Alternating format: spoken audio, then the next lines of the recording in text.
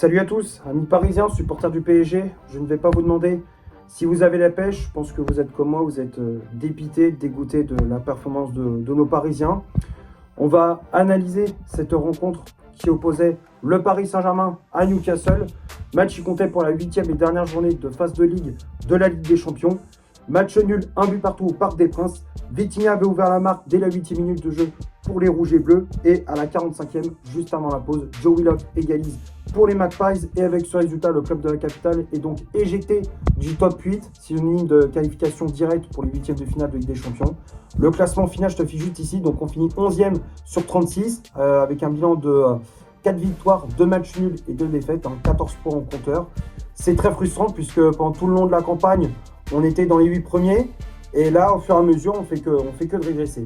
C'est un truc de fou. Les 3 derniers matchs, que ce soit Bilbao, Sporting Portugal ou Newcastle, 3 équipes qui étaient largement à notre portée.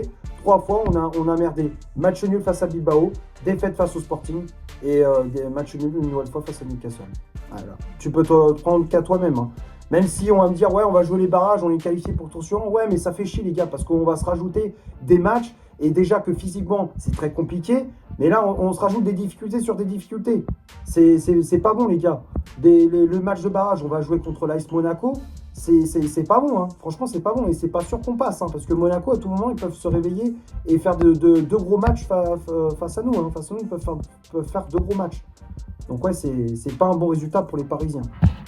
Avant que le débrief commence, on s'abonne à la chaîne si ce n'est toujours pas fait en cliquant sur le bouton s'abonner. On active la petite clochette pour recevoir toutes les notifications dès qu'une nouvelle vidéo sort. On laisse un petit like et évidemment on laisse un petit commentaire en dessous de la vidéo. Bon, on va parler de ce qui s'est passé durant ce match face à cette équipe de Newcastle. Globalement, je suis déçu, très déçu de la prestation des hommes de Luis Enrique. Je m'attendais à beaucoup mieux. Pourtant, on avait très bien démarré ce match. On avait mis la pression sur le but de Nick Pope. On s'est créé de nombreuses situations. On obtient un penalty dès la première minute, avec la main de Milei dans la surface de réparation. Penalty qui sera malheureusement loupé par Ousmane Dembélé. Dembélé qui au passage a fait un très mauvais match. Dembélé qui loupe son penalty. Nick Pope qui l'avait arrêté. Mais malgré tout, on ouvre le score à la 8e minute grâce à Vitinha sur une contre-attaque emmenée par Vicha Kvaratskhelia dans le couloir droit, dans son couloir, sur le côté droit. Ballon qui est décalé par le Géorgien dans l'axe pour Vitinha. Et le Portugais qui enchaîne avec une feinte de frappe devant le défenseur de Newcastle qui avait taclé. Et puis derrière, il ajuste parfaitement Nick Pope d'une frappe enveloppée tout en finesse. Ça fait donc 1-0 pour le PSG grâce à Vitinha.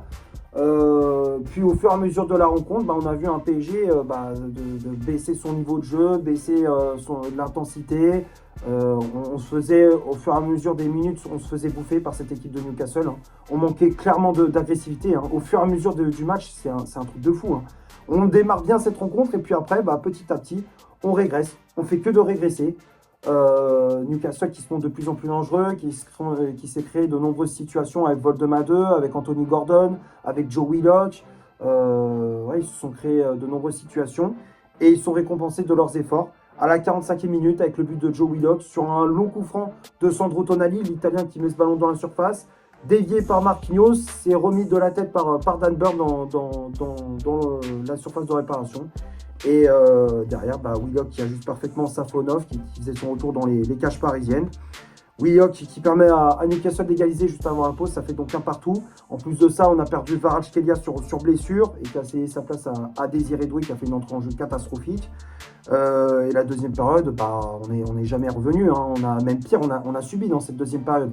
On s'est montré fébrile sur les phases défensives, que ce soit avec Hakimi, que ce soit avec Marquinhos ou encore William Pacho. On a été vraiment fébrile sur les contre-attaques.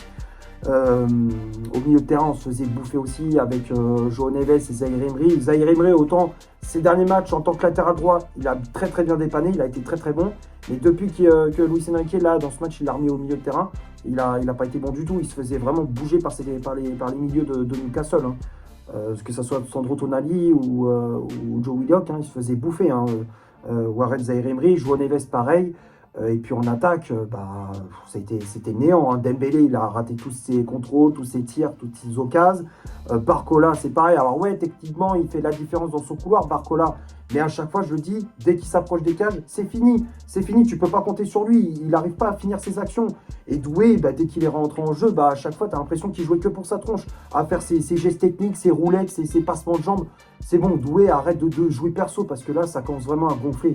Joue collectif, arrête de jouer, de te compliquer la tâche, de t'enfermer dans des coins où tu peux pas, quoi. Enfin, c'est pas possible. Doué, franchement, c'est une calamité. C'est une calamité. Donc voilà, Paris qui concède le match nul, un but partout face à Newcastle. Voilà. Et encore, on s'en sort bien parce qu'on aurait pu s'encaisser un but en fin de match, mais heureusement que Safonov a évité la catastrophe. Donc on peut remercier aussi Safonov pour éviter de prendre une défaite à la maison. Maintenant, on va passer à la composition d'équipe que Luis Enrique a alignée pour ce match.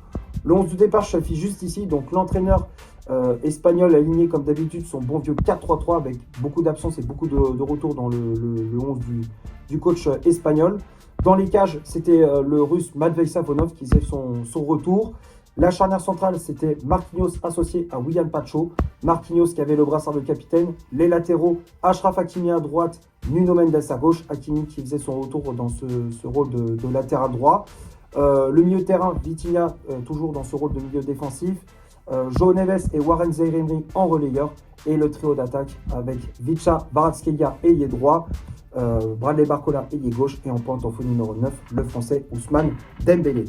Les changements effectués par le coach parisien, donc on a vu l'entrée de Gonzalo Ramos à la place de Bradley Barcola, l'entrée de Désiré Doué à la place de Vicha Kvaratskhelia, sorti sur blessure, Seny Mayulu qui est rentré à la place de Warren Zaïre-Emery et pour finir l'entrée de Ibrahim Mbaye à la place de João Neves.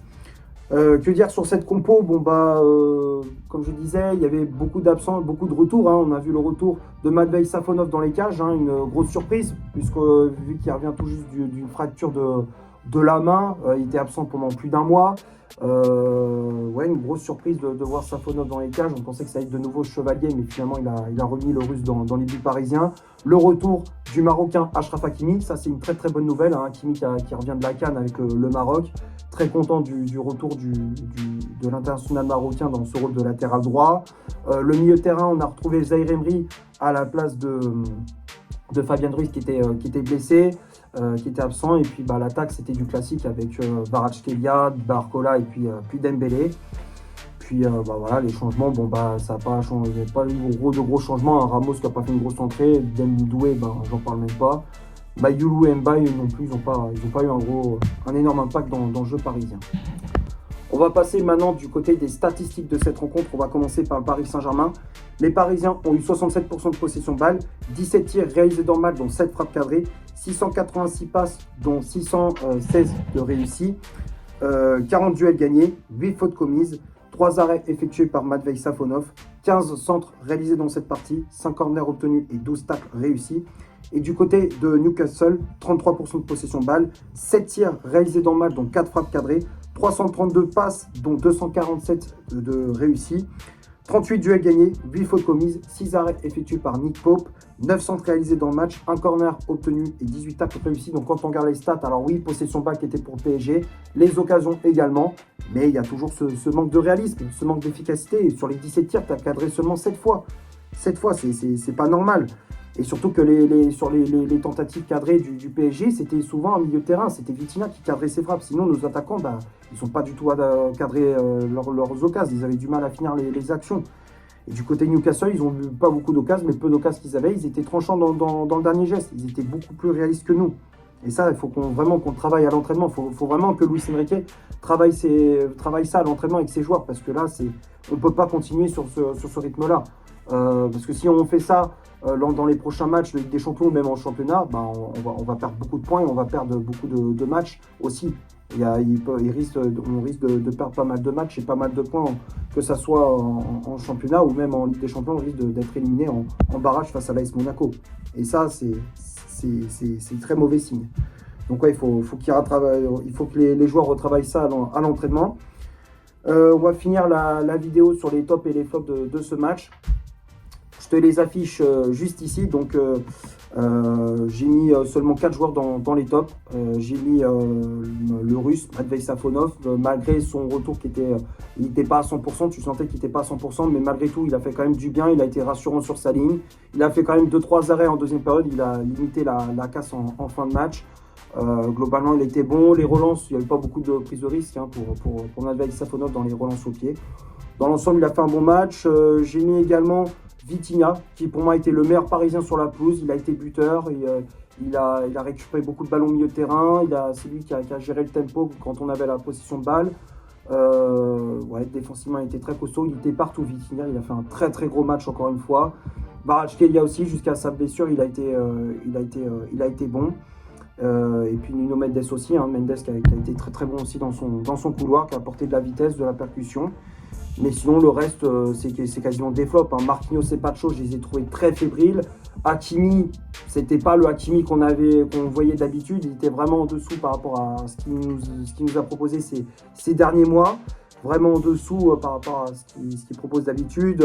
João Neves et Zaïre Emery, c'était très moyen. Et puis l'attaque, comme j'ai dit, il manque d'efficacité. Dembélé, il n'a pas été bon du tout. Techniquement, il a été brouillon, beaucoup de déchets. Désiré Doué, pareil. Et Barcola aussi. Et puis voilà, les remplaçants, comme je disais, Doué, pas une bonne entrée. Maïdoulou, Mbaye et Ramos non plus. Voilà, les quatre n'ont pas eu un impact dans le jeu parisien.